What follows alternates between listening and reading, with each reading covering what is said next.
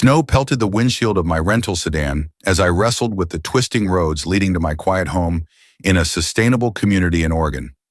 I'd cut short my federal consulting gig in Seattle, wrapping up a case about forged contracts 3 days ahead of schedule. Funny thing is, I'm a pro at spotting lies on paper, but I missed the ones brewing under my own roof. At 39, I'd carved out a name for myself as a top-notch forensic document examiner for the feds, sniffing out financial crooks with my knack for details. But as I rolled into my snow-dusted driveway that night, I felt less like a detective and more like a man on the hunt. A sleek electric SUV, a black Rivian R1S with Oregon plates, was parked behind the garage where it didn't belong. I recognized it instantly. That was Mason Holt's ride, my old high school buddy who'd made it big as a clean energy investor. Lately, Mason had been hanging around my place too much, always with some flimsy excuse about backing my wife, Abigail's renewable energy projects. I pulled over on the street instead of the driveway. Abigail's BMW was in its usual spot, hood still warm despite the late hour. Through the glowing windows of our living room, I saw the fireplace casting shadows, but no one was moving inside. My phone pinged with a text from my 12-year-old daughter, Harper.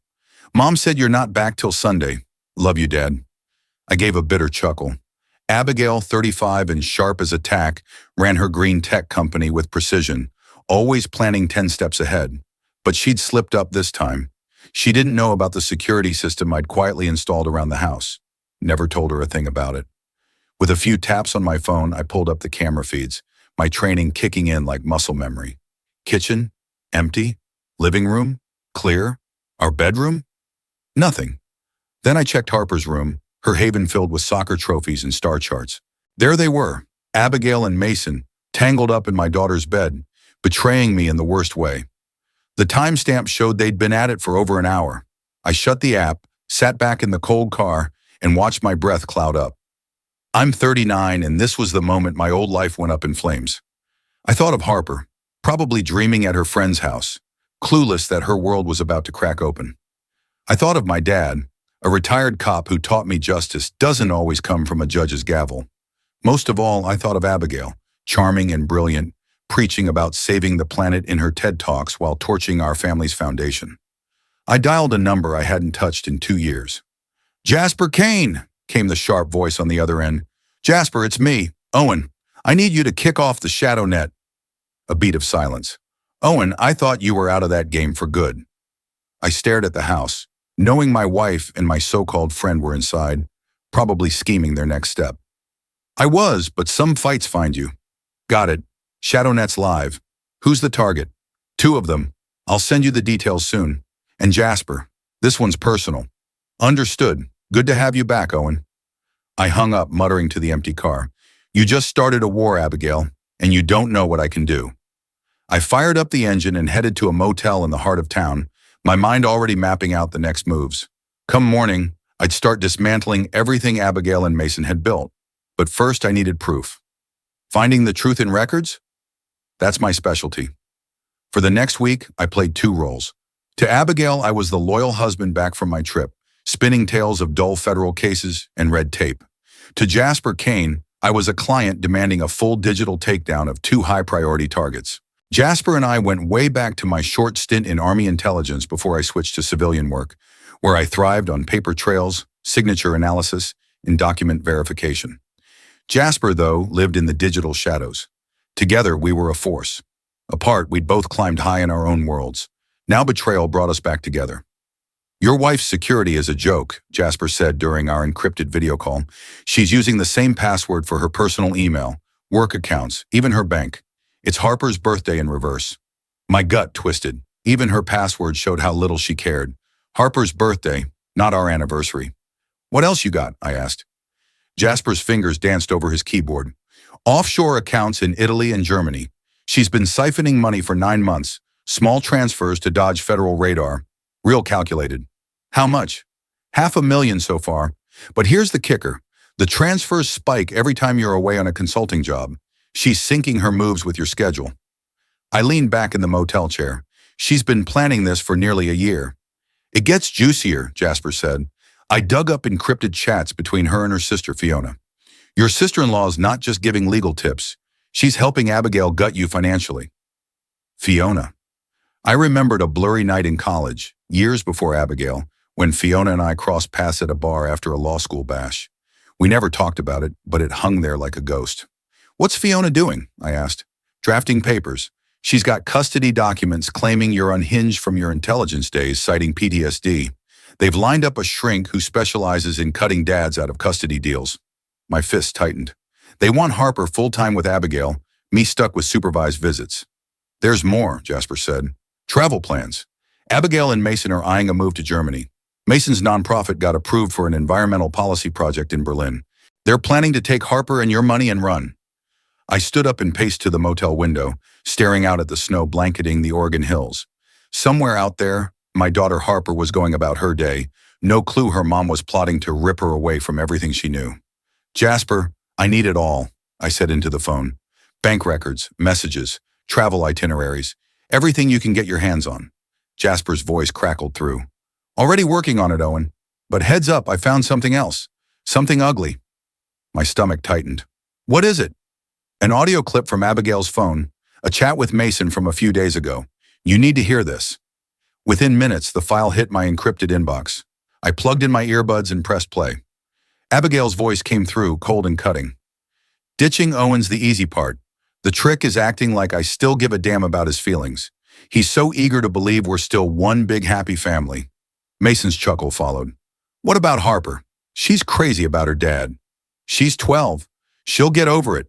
If she starts whining too much about missing him, we've got options. A touch of sedative in her morning juice would quiet her down fast."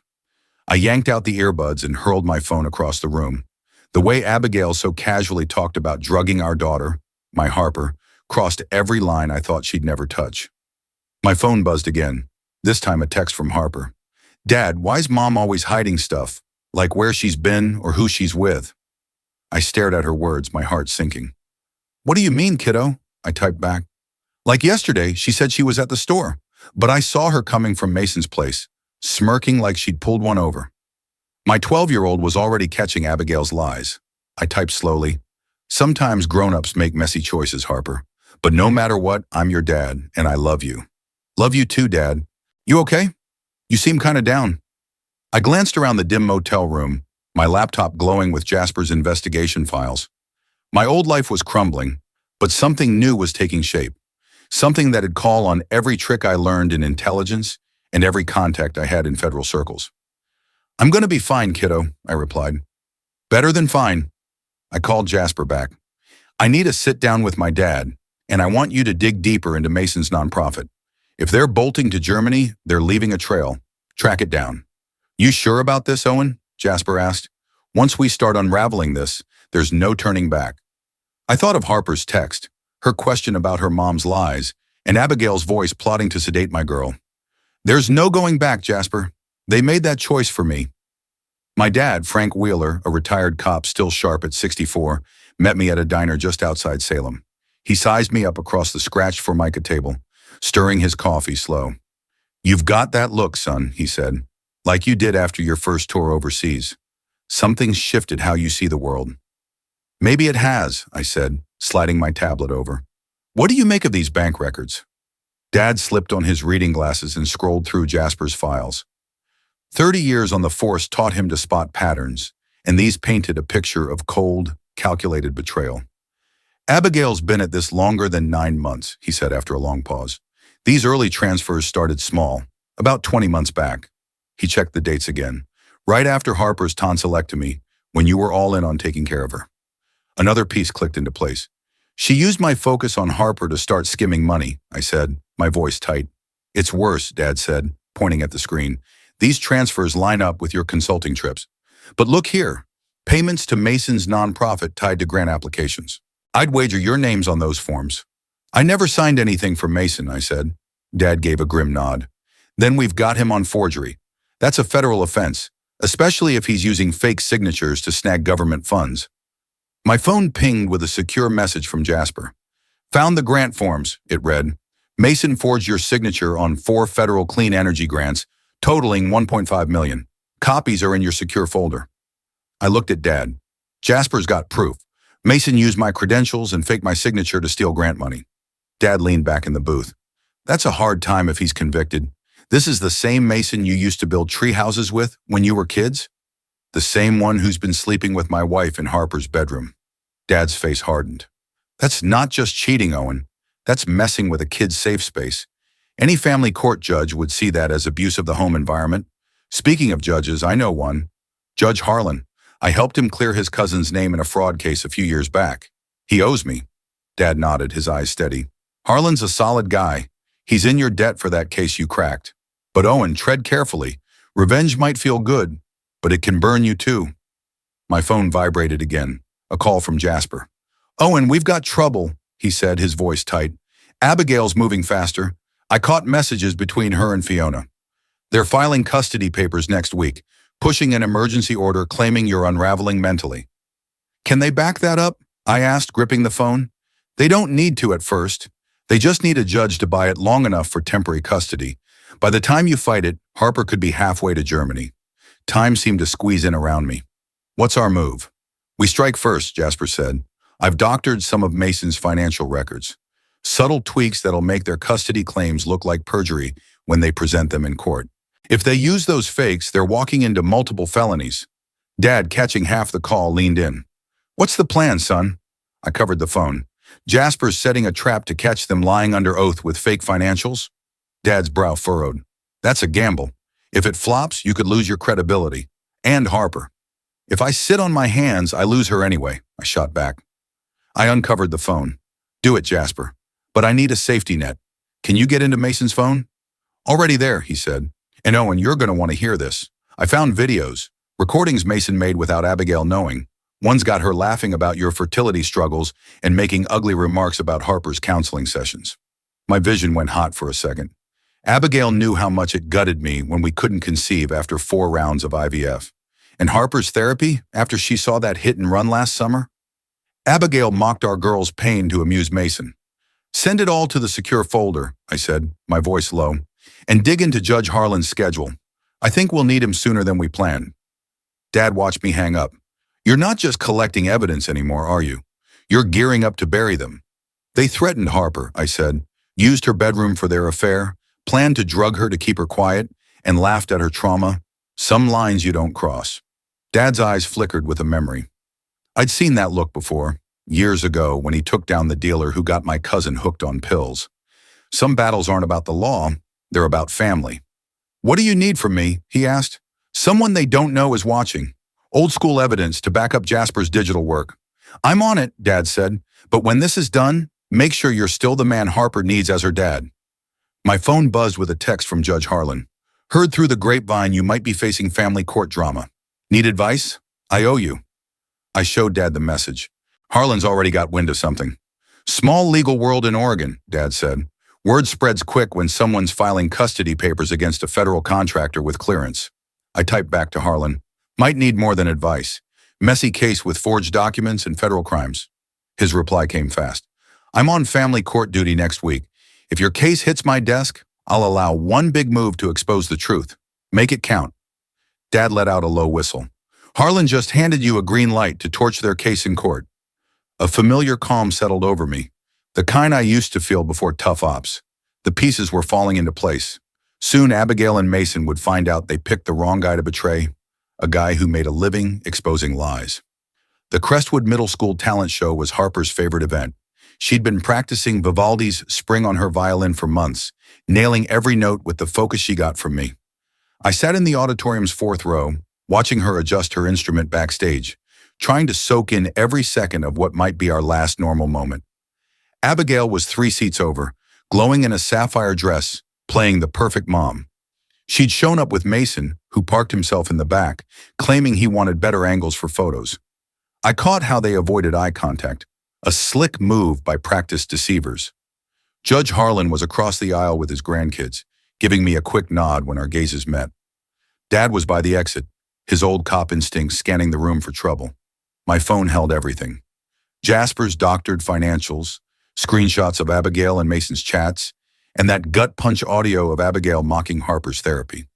Most crucially, it had the app for the projector I'd set up when I volunteered to help with the school's AV system.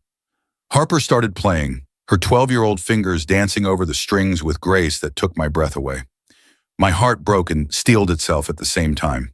This was my daughter, talented, fragile, oblivious to her mom's plan to whisk her to Germany by month's end.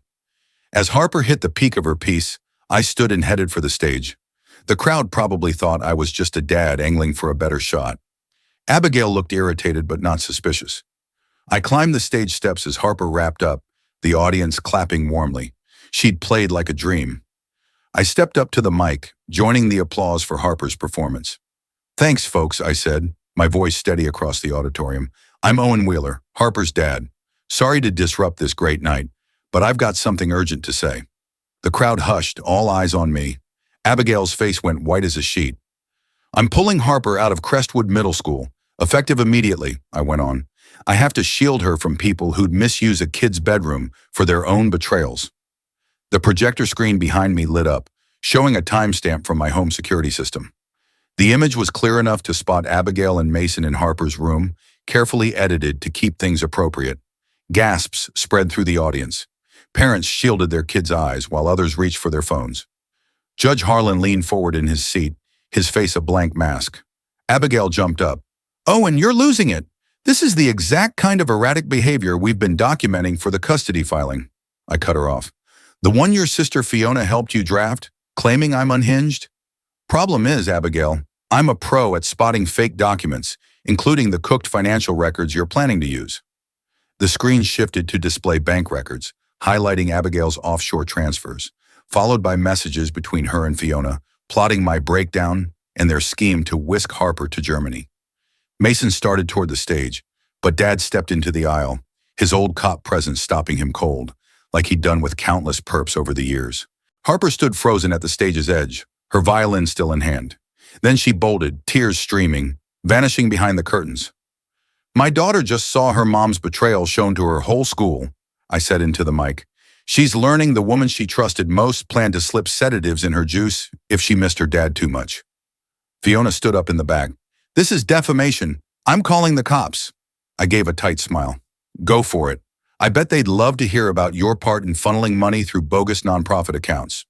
Or maybe the forged grant applications with my signature that scored your little scheme over $1 million in federal cash." The crowd's murmurs grew into a hum of stunned chatter. Some parents started ushering their kids to the exits, not wanting them caught in what was clearly a family implosion. Fiona shoved through the crowd toward me, her hand raised like she meant to slap me. I caught her wrist gently. "I wouldn't," I said low. "Not when you've been helping them set up new identities for their escape to Germany. That's federal identity fraud, Fiona, the kind that lands you in prison." Fiona yanked her hand back, her face flashing from shock to rage to fear. My phone buzzed in my pocket. A message from Jasper. "Urgent. Mason's travel records show trips to a fertility clinic with Abigail. Paternity in question. Sending DNA analysis request." My blood ran cold. I looked at Abigail, who was staring at me, her panic giving way to a smug glint. "There's more, isn't there?" I said into the mic, locking eyes with her. "Something you've been holding back for the perfect moment." Abigail squared her shoulders and stepped closer to the stage. "Since you're airing our dirty laundry, Owen, let's talk about the biggest lie here. Tell them about the fertility treatments. Tell them how you failed as a man." Her words hit like a punch, but I held my ground. "I'm not the liar, Abigail." "Aren't you?" she shot back. "You've been raising another man's daughter for 12 years. Harper's not yours, Owen. Never was." The auditorium went dead silent. I felt my world collapse, but I stayed upright. Behind the curtain, I heard Harper's muffled sobs. Judge Harlan stood. "That's enough. Everyone, clear out." But I wasn't done. I scanned the crowd, neighbors who'd watched Harper grow, teachers who'd cheered her on, parents we'd shared carpool duties with. "If that's true," I said softly, "then you've been running a paternity scam for over a decade, using a child to milk money from a man you knew wasn't her father. That's fraud, Abigail, the kind that ruins lives." Abigail's smug mask slipped just a fraction. "You can't prove it." My phone buzzed again. Jasper was fast. His message read, "Preliminary DNA analysis from hair samples in bathroom. 99.8% chance of non-paternity. Full report in secure folder." I glanced at my phone, then at Abigail, then at the curtain where Harper, the daughter I'd raised and loved, biology be damned, was likely hearing every word. "I don't need to prove anything," I said. "I need to protect Harper from people who'd weaponize her." I set the mic down and headed for the curtain. The adults here have done enough damage tonight. Behind me, Abigail was yelling at the scattering crowd, trying to spin a story that had already spun out of control. But all I cared about was finding Harper and figuring out how to tell a 12-year-old that her world was breaking, but my love for her would never waver. Biology's just science. Being her dad? That's everything. I found Harper in the school's band room, curled up in a corner, clutching her violin case like a shield. Harper's face was streaked with tears, her eyes holding the kind of pain that comes when your whole world shatters. "Is it true?" she whispered. "Am I not really your daughter?" I dropped to the floor beside her, not giving a damn about my suit. "Harper, listen close. Biology doesn't make a dad. Love does. Choosing to show up does. I've chosen to be your dad every day for 12 years, and I'll keep choosing it forever. But your mom said a lot tonight to hurt people. That doesn't make it true, and it doesn't change what we are to each other." Harper leaned into me, and some of the fury burning in my chest faded, replaced by a fierce need to protect her. Whatever mess Abigail and Mason had made, Harper wasn't going to be their collateral damage.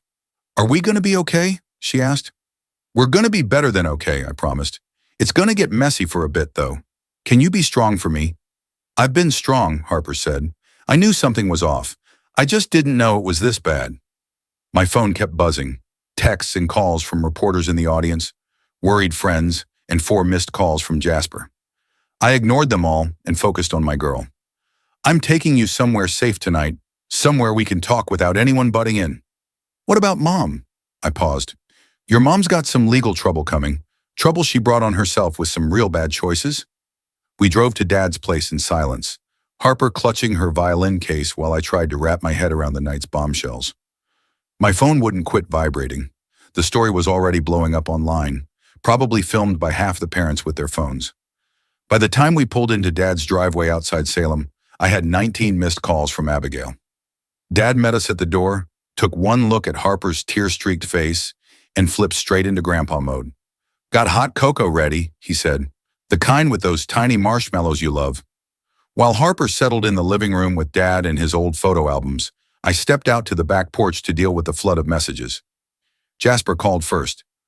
"Owen, what the hell went down? Social media's losing it over that talent show." Abigail dropped her big play, told everyone Harper's not mine biologically. "The DNA test backs it up." "I'm sorry, man," Jasper said, "but there's more. I found the real father, Mason Holt. Genetic markers match samples from his nonprofit office." I shut my eyes. So Mason's been sleeping with my wife, hanging out with his own daughter, letting me foot the bill for everything while planning to steal her away. "It's worse," Jasper said. "Abigail never told Mason about Harper's paternity either. He thinks he's just her boyfriend. It's a 3-way con." "Jesus," I muttered. "Anything else?" "Yeah. Abigail's calling reporters, spinning this as you having a mental breakdown and throwing out fake evidence to attack innocent people." I glanced through the window at Harper, giggling at something Dad was showing her in an album. Normal, pure, everything I was fighting for. "Can you shut down her story?" "Already on it," Jasper said. "But heads up, she filed emergency custody papers. Hearings tomorrow morning, claiming you're a danger to Harper." I felt the walls closing in. Abigail was playing the victim card while trying to rip my parental rights away. "Who's the judge?" "Harlan, which is good for you. But there's a catch. Abigail hired Victor Lang as her lawyer. Lang's a shark in emergency custody cases, known for painting dads as threats. He's got a knack for making judges play it safe." I hung up and called Dad out to the porch. "Custody hearings tomorrow," I told him. "They're trying to label me unstable." Dad nodded, his face grim. "Classic move. What's your plan?" "Show the judge their fraud and conspiracy. Prove Abigail's the real danger to Harper. And if the judge plays it cautious and gives her temporary custody pending investigation," I looked at him, "then they vanish to Germany with Harper and $1 million in stolen cash." "Not if they're in cuffs first," Dad said. My phone rang again, Judge Harlan himself. "Owen, I'm guessing you know about tomorrow's hearing. I need you to understand I'll be impartial, despite our history." "I get it, Your Honor." "Good. But if solid evidence of criminal activity comes up in my courtroom, I'm duty-bound to send it to the authorities right away." The call ended. Harlan had just signaled that criminal evidence could outweigh custody concerns. I called Jasper back. "Get criminal complaint packages ready for the FBI. IRS and state attorney general, Mason's nonprofit fraud, Abigail's identity theft, Fiona's conspiracy, have it all documented and ready to file. Already done, Jasper said. But Owen, once you pull that lever, this turns into a federal case. No going back to a simple divorce. There's no going back, I said. They crossed that line when they tried to destroy my bond with Harper. I hung up, my old Army intelligence training kicking in. Sometimes the best defense is a full-on attack. Abigail and Mason thought they'd planned the perfect takedown of my life, but they'd missed one crucial detail. They'd misjudged just how hard I could hit back. My phone buzzed with a text from an unknown number. Saw your stunt tonight. You trashed innocent people with lies. You'll pay for this. I showed it to Dad. Probably Mason or one of Abigail's cronies. Dad scanned the message, his jaw tight. That's a threat. Keep it. Could come in handy as evidence. A car rolled into Dad's driveway, and I stiffened. But it was just a pizza delivery guy. Through the living room window, I saw Harper helping Dad set the table, looking almost like her usual self despite the night's chaos. Then headlights swept across the yard as another car pulled up, not in the driveway but right onto Dad's lawn, skidding to a stop. Mason Holt stumbled out, his face red, probably from whiskey or rage, maybe both. Owen, you spineless bastard, he yelled. Come out here and face me. Dad started for his gun safe, but I grabbed his arm. No, I've got this. I stepped outside to meet Mason on the grass, knowing Dad was on the porch, likely recording it all on his phone. You ruined everything, Mason growled, swaying a bit. Abigail's career, my nonprofit, families at that school. I showed the truth, I said. Big difference. Truth? Mason laughed, bitter and sharp. Here's truth. I've been a better dad to Harper in 6 months than you've been in 12 years. She deserves more than a washed-up spook who can't even keep his wife happy. Something cold and sharp snapped inside me. Not rage, but something deadlier. What did you just say? You heard me. Harper's better off without... He didn't finish. My fist connected with his jaw, sending him stumbling back. Mason roared and charged, swinging sloppy punches. I dodged, grabbed his arm, and used his momentum to slam him into Dad's garden trellis. Wood splintered and Mason howled, clutching his arm, which was bent at a sick angle. Dad! Harper's voice cut through from the porch. Dad, stop! I stepped back, hands up. Mason was on the ground, cursing and cradling his broken arm. You snapped my arm, you lunatic! Dad was already dialing 911, still filming Mason's threats and profanity. I looked at Harper, her eyes wide with fear, and felt a pang of regret that she'd seen me like this. But Mason kept running his mouth. I'm pressing charges. Assault. No judge will give you custody now. I smiled cold and calm as sirens wailed closer. You're probably right, Mason. This looks bad for me. Damn straight it does. Except for one thing. I crouched down near him. You just threatened a kid in front of witnesses and cameras. And you showed up drunk at a private home to attack her dad. That's self-defense. I stood as the police rolled up. Oh, and Mason, while you're getting that arm fixed, the FBI's coming for your nonprofit. Forging federal signatures is a big deal. As paramedics loaded Mason into an ambulance, my phone buzzed with a message from Jasper. Protocol Apex is live. Mason's nonprofit records are with the feds. Fiona was just nabbed at the Mexican border with fake IDs. She's in custody. I glanced at Harper on the porch. Scared, confused, probably scarred by all this, but safe with people who loved her. Tomorrow, Ioma would bring the custody hearing, criminal charges, and more chaos. But tonight, I felt something I hadn't in months. Hope. The fight wasn't over, but I was starting to win. The custody hearing kicked off at 9 a.m. sharp in Judge Harlan's courtroom. I sat with my public defender, a sharp but overworked lawyer named Karen Holt, who'd had just 12 hours to prepare my case. Across the aisle, Abigail sat with Victor Lang, the high-dollar custody shark who specialized in making fathers look like monsters. Harper sat in the gallery with Dad, old enough to watch but not testify, looking small in her Sunday dress, clutching a photo of us from last summer's hiking trip. Judge Harlan entered, giving me a subtle nod, recognition, not bias. I'd given him sealed envelopes of criminal evidence, to be opened only if fraud or perjury came up. Victor Lang stood first, his opening smooth and brutal. Your Honor, we have a father who publicly shamed his family, assaulted his daughter's stepfather, and shows clear signs of paranoid delusion. Owen Wheeler is a danger to 12-year-old Harper Wheeler. Lang showed edited school security footage, making my projector reveal look like a crazed attack. He flashed photos of Mason's broken arm and hospital records of severe trauma from an unprovoked assault. Mr. Wheeler's actions prove our case, Lang went on. He claims his wife is part of some wild conspiracy involving offshore accounts, federal fraud, and identity theft. Delusions of a man in a mental breakdown. Then Lang played his ace. Testimony from Dr. Ellen Carver, a psychiatrist ready to label me mentally unfit. In my professional opinion, Carver said, Mr. Wheeler exhibits classic signs of paranoid personality disorder with possible dissociative tendencies.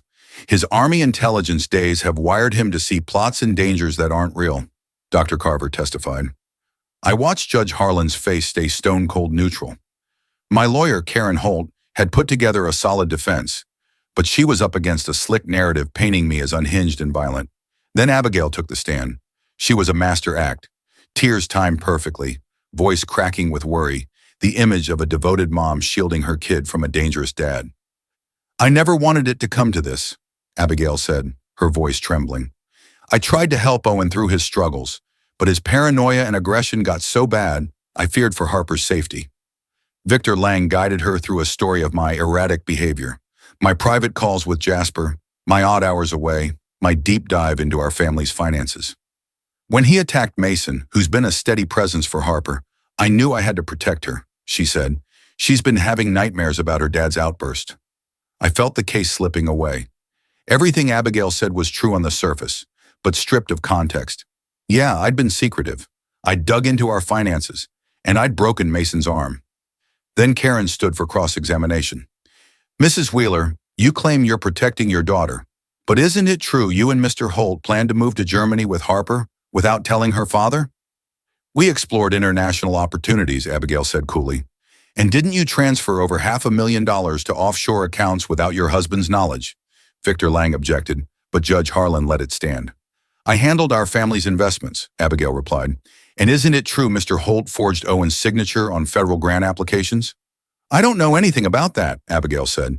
Karen approached the bench with a folder. Your Honor, I'd like to submit evidence of ongoing financial fraud, identity theft, and conspiracy. Judge Harlan flipped through the documents. Bank records, forged signatures, messages between Abigail and Fiona. I saw his expression shift as he pieced it together. Mrs. Wheeler, he said, his voice low, I'm asking you again, under oath.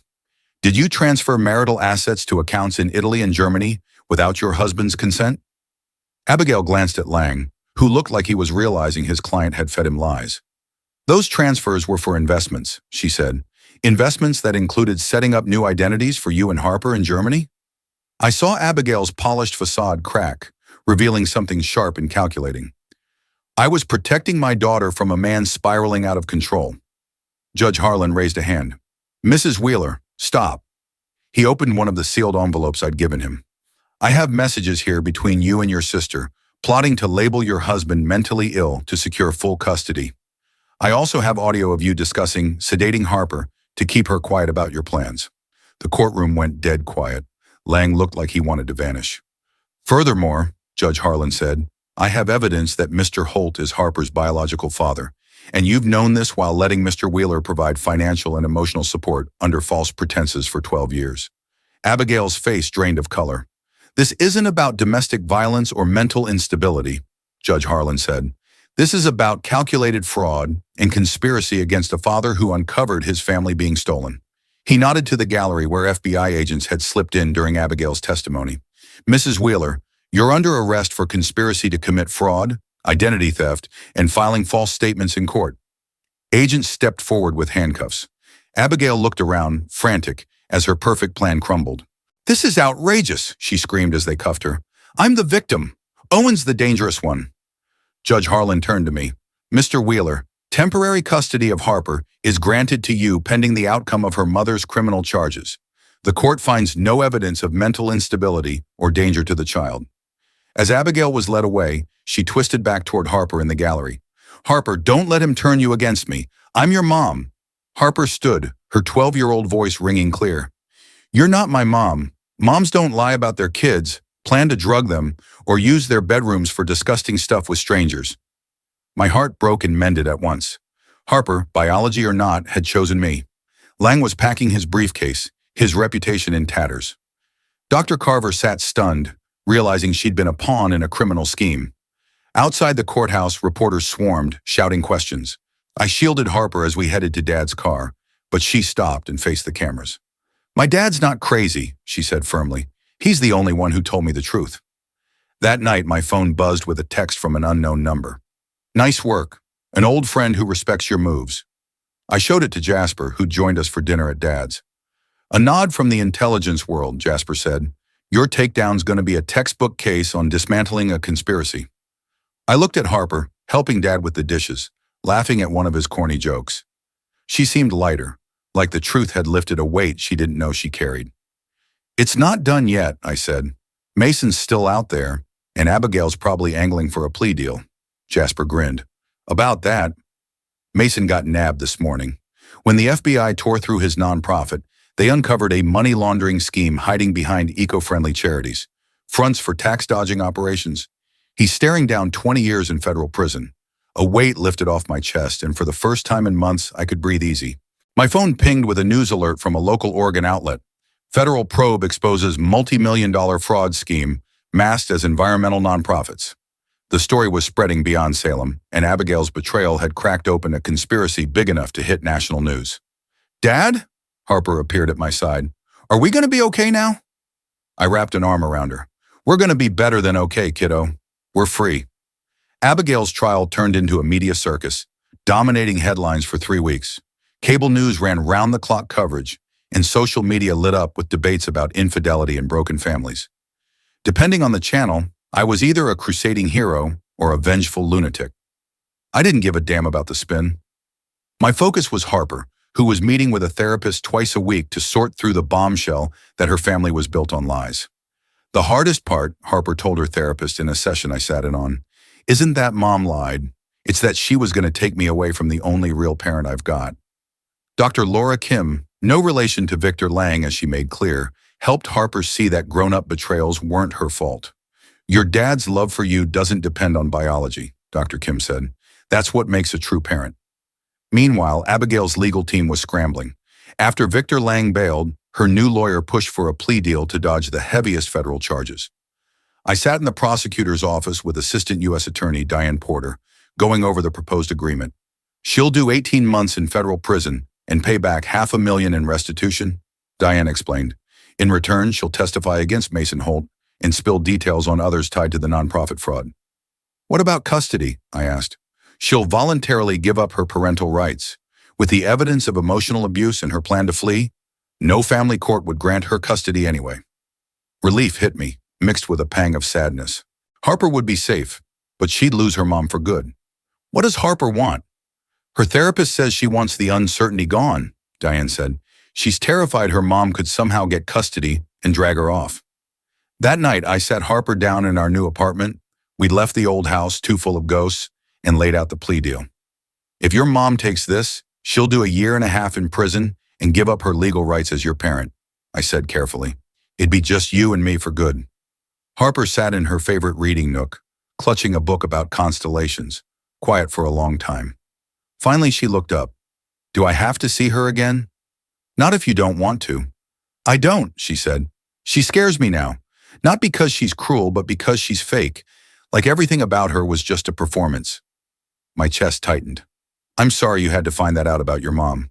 I'm not, Harper said, her voice firm. I'm glad I know the truth. I'm glad you fought for me. The plea hearing was set for the next week. I got there early, wanting to watch Abigail's final act. She walked into the courtroom in a plain gray suit, hair pulled back tight, playing the part of a remorseful defendant. When Judge Whitaker asked if she understood the plea terms, her voice was steady. Yes, Your Honor. I take full responsibility for my actions and the harm I caused my family. She didn't glance at the gallery where Harper and I sat. Even in defeat, Abigail couldn't face the people she'd tried to ruin.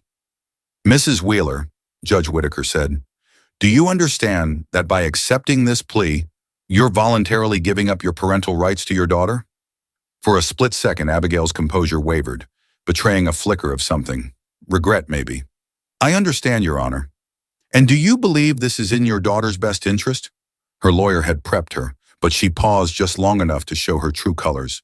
I believe my daughter needs stability and safety, she said at last. Judge Whitaker accepted the plea and set sentencing for the next month. As Abigail was led off to start her time, she finally looked at the gallery. Her eyes met mine for a moment, and I thought I saw a hint of remorse. But when she looked at Harper, her face turned cold, resentful. Even facing prison, she couldn't forgive her daughter for choosing me. Outside the courthouse, reporters shouted questions about my victory. I ignored them, focusing on getting Harper to the car. "How do you feel?" I asked her once we were driving. "Sad," she admitted, "but also like I can stop waiting for the other shoe to drop." That night, my phone buzzed with messages from friends and family checking in. Dad called to see how we were holding up. Jasper sent updates on Mason's trial, which was going even rougher for him than Abigail's had. But the message that caught me off guard came from Judge Harlan. "Owen, your case is now a case study at the Judicial Training Center.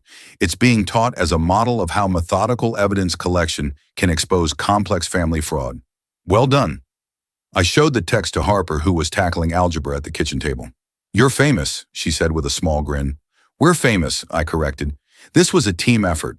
Harper glanced up from her homework. "Dad, are you going to write a book about all this?" "Would you want me to?"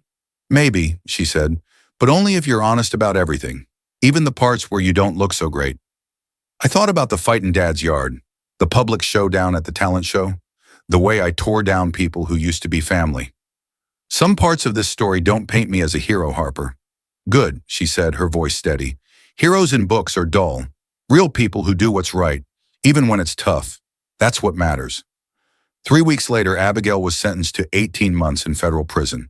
Mason got slapped with 8 years for his role in the nonprofit fraud and money laundering. Fiona, who'd spilled everything to the feds, got 2 years of probation and lost her law license. The civil suits to claw back stolen money would drag on for years, but I didn't care about the cash. My focus was the adoption papers I'd filed to make official what was always true. Harper was my daughter, not because of DNA, but because I chose her. The day the adoption was finalized, we celebrated with ice cream sundaes and a sci-fi movie marathon. Before bed, Harper hugged me tight. "Thanks for fighting for me," she whispered. "Thanks for being worth the fight," I said back. As I tucked her in, she asked the question I'd been dreading. "Do you think Mom ever really loved us?" I wanted to soften the truth, but Harper deserved better. "I think your mom loved the idea of us," I said carefully. "The perfect family that made her look good. But she never figured out how to love us as real people, with all our messy flaws and needs." "That's sad for her," Harper said. "Yeah, it is. But it's not sad for us anymore, is it?" Harper looked at me, now officially, legally my daughter, and I felt a peace I hadn't known in over a year. "No, Dad, not for us."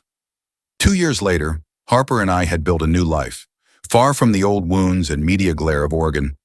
We'd settled in a lake house in Maine, a quiet spot away from the past. I'd shifted from federal consulting to international forensic work, traveling now and then to testify in white-collar crime cases across the globe. Harper, now 14, was thriving. Her grades were stellar, she'd earned a spot in the regional youth orchestra, and she talked about her future with the confidence of a kid who knew she was loved no matter what. I worked from a home office with a view of the lake, and on calm mornings I'd catch myself marveling at how peaceful our life had become. The anger that fueled my takedown of Abigail and Mason had faded. Not into forgiveness, but into a quiet satisfaction that justice had been done. Abigail got out of prison 6 months early for good behavior, my lawyer told me, as required by her plea deal. She was living in Arizona now, working for a small green energy firm under a new name. She'd never reached out to Harper. I didn't tell Harper about her mom's release. She'd made it clear that chapter was closed, and I respected that. Then on a Tuesday morning in March, everything shifted. I was sifting through case files when my secure phone rang. It was Jasper, who I hadn't talked to in over a year. "Owen, we've got a problem. Abigail's been talking to a journalist, an investigative guy named Paul Kim. No relation to anyone we know. She's claiming the whole case was a setup, that you planted fake evidence to destroy an innocent family." I set my coffee down. "What kind of evidence is she talking about?" "Audio files of you and me, supposedly plotting to frame her. Documents that make it look like you orchestrated the financial fraud using her accounts as a front. Recordings that don't exist and papers that'd scream forgery to anyone with half a brain." "Yeah, but this journalist doesn't know that," Jasper said. He's gearing up for a big expose on prosecutorial misconduct and fabricated evidence in high-profile family cases. Your case is the centerpiece of his expose, Jasper said. I stared out at the lake, watching Harper practice her violin on the deck, the morning sun glinting off the water. Our quiet life in Maine was about to get turned upside down again. When's the story dropping? I asked. Next week, but there's more. Abigail's filed a civil suit claiming wrongful imprisonment and defamation. She's after $50 million in damages and wants your adoption of Harper overturned. That familiar calm settled over me, the same icy focus that carried me through the original fight. She's making another mistake, Jasper. She thinks I stopped digging when she went to prison. But I never stopped digging. It's who I am. That night, I sat Harper down for a tough talk. Your mom's out of prison, I started, and she's stirring up trouble again? Harper's face stayed steady, but her shoulders tensed. What kind of trouble? She's saying I framed her, that all the evidence was fake. She's got a journalist poking around, and there might be stories painting me as the bad guy. Harper went quiet, then asked, Are you worried? I'm worried about how it'll hit you. If this story blows up, kids at school might start asking questions. Harper walked to the window, gazing out at the lake. Dad, remember when I was 12, and I said you should tell the truth, even if it makes you look bad? Yeah.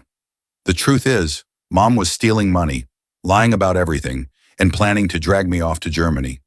The truth is, she used my bedroom for her disgusting affair. The truth is, she talked about drugging me to shut me up.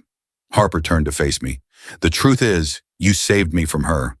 So if some reporter wants to make you the villain, let him try. Anyone who knows us will see through it.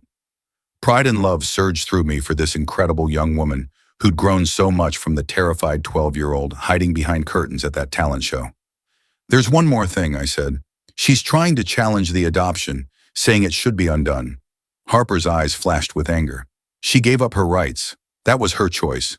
It was, and no court's going to reverse a legal adoption based on her lies, but the process could get messy. Harper sat back down beside me. Dad, I've got something to tell you. I've been writing. Writing what? Everything. A memoir about what we went through, living with a mom who was basically a sociopath and a dad who fought to save me. I stared at her. Harper, you're 14. Yeah, and I survived something that'd break most adults. I think other kids stuck in bad situations deserve to hear this story. She pulled a laptop from under the couch. I've been working with an online writing coach who specializes in trauma stories. We've been getting it ready for when I turn 15, old enough to publish with your okay. I read the title on the screen, Raised by Deceptions, How My Father Rescued Me from My Mother. Harper, it's my story, Dad, and I want to tell it before anyone else tries to twist it. I spent the next hour reading her manuscript. It was raw, unflinching, and gut-wrenching. Harper had captured details I'd pushed to the back of my mind. Snippets of overheard conversations, moments when she realized her mom's lies, the fear and confusion as her world fell apart.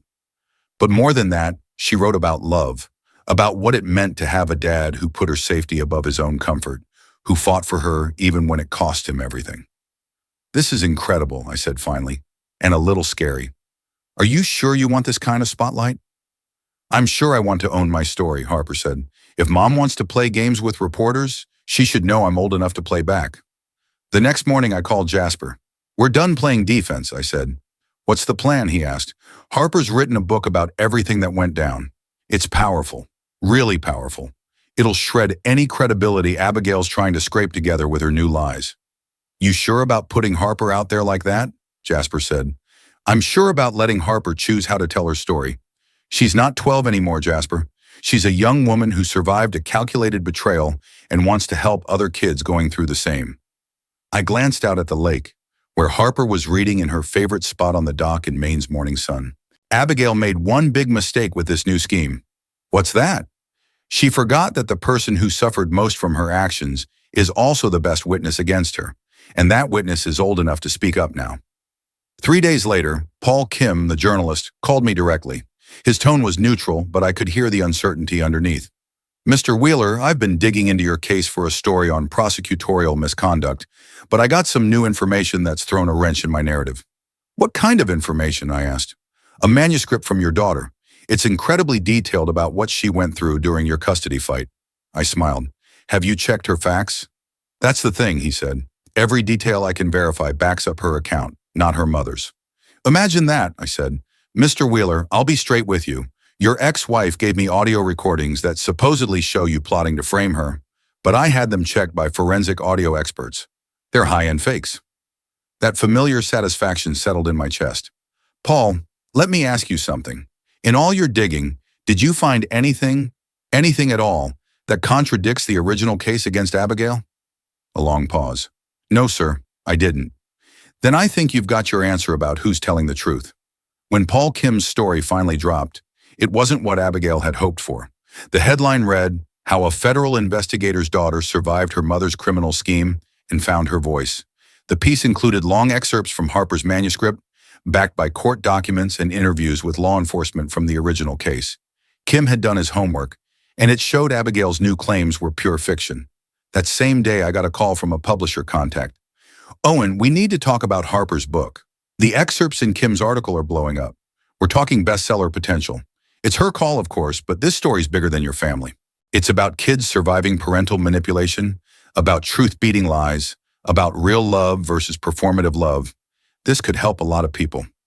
That evening, I found Harper on the dock, watching the sunset over the lake. No regrets about going public? I asked. None, she said. I feel like I've got my voice back. My phone buzzed with a text from an unknown number. Read the article. Your daughter's strength is inspiring. Some fights are worth the cost. A friend who gets strategic patience. I showed it to Harper, who grinned. Another fan from your spy days? Looks like it. Harper leaned against me as the stars came out. Dad, I've been thinking about something since I started writing the book. What's that? Was what you did to Mom and Mason revenge or justice? I'd wrestled with that question myself over the past 2 years. It started as revenge, I admitted, but it turned into justice when I saw it wasn't just about what they did to me. It was about keeping you safe from people who'd ruin your life for their own gain. That's what I think too, Harper said, and that's why I don't regret any of it. We sat in easy silence, the lake mirroring the stars. Somewhere in Arizona, Abigail was probably reeling from her latest plan falling apart. Somewhere in federal prison, Mason was serving out his time. But here on this dock, Harper and I had built something they couldn't touch. A family rooted in choice, truth, and love that didn't quit. My phone buzzed one last time. A message from Jasper. Saw Kim's article. You and Harper played it perfectly. Some wars end not with a bang, but with the truth finally breaking through. I looked at Harper, brilliant and strong, unbroken despite everything she'd been through, and knew Jasper was right. This war was over, and we'd come out on top.